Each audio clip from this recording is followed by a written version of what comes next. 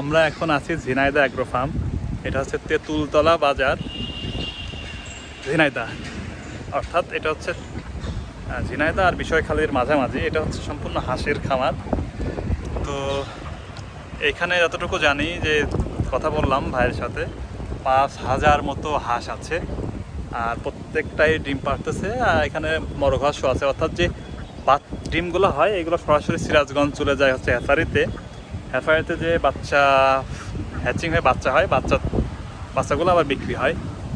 তো এখানে প্রায় 23 বিঘা লিজ নেওয়া আছে, 23 বিঘার উপরে এই হাঁসের খামারটা করা। এটা হচ্ছে ঝিনাইদহ এগ্রো ফার্ম।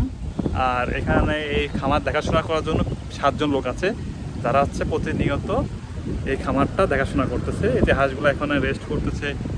এই যে এদিকে পুকুর আছে,